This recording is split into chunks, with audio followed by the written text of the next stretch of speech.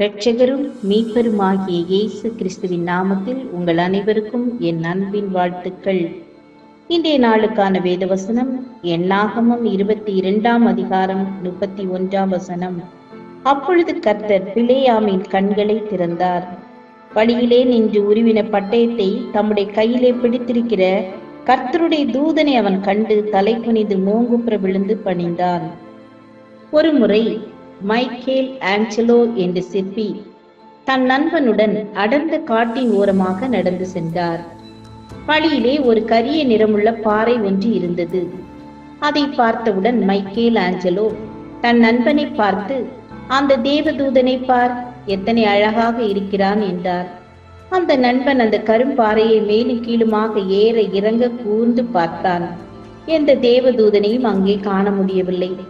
அந்த நண்பன் ஓய்வு எடுக்க சென்றான். அவ்வேளையில் மைக்கேல் ஆஞ்சலோ நேராக அந்த பாறையிடம் சென்று தன் ஒளியினாலும் ஆயுதத்தினாலும் ஒரு அருமையான தேவதூதனை செதுக்கிவிட்டான்.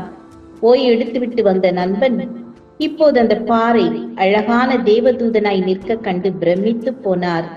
ஒரு சிற்பியினால் வெறும் பாறையை தேவதூதனை போல காண முடிகிறது. ஒரு தச்சனால் வெறும் மரக்கட்டையை அழகான மேசை நாற்காலியாக காண முடிகிறது. கர்த்தர் நம்முடைய ஆவிக்குரிய கண்களையும் திறந்தருளுவாராக.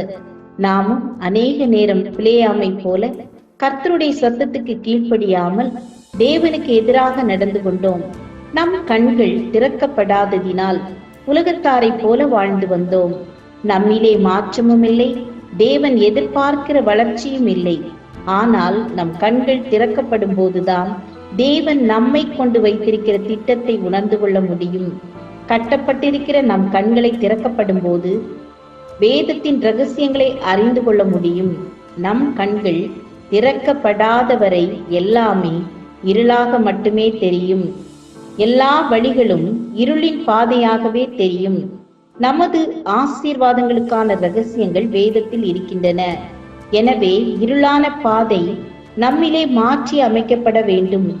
அப்போது நாம் நம்முடைய வெறுமை, பற்றாக்குறை என இவைகளை பாராமல் பரிசுத்தம், ஆவியின் வரங்கள், ஆத்தும ஆதாயம், பரலோகத்திற்கு பாத்திரவானாய் மாறுவது என ஆவிக்குரிய கண்களை திறக்கும்படி நம்மை அர்ப்பணிப்போம். நம்முடைய கண்ணின் பார்வை அது தூய்மையானதாகவும் அன்பானதாகவும் மாற்றி வழிநடத்துவாராக. ஜெபம் செய்வோம். ஆண்டவரே, நாங்கள் பார்வையடையும் படிக்கு எங்கள் கண்களை திறந்தருளும். இயேசுவின் நாமத்தில் பிதாவே, ஆமேன், ஆமேன். God bless you.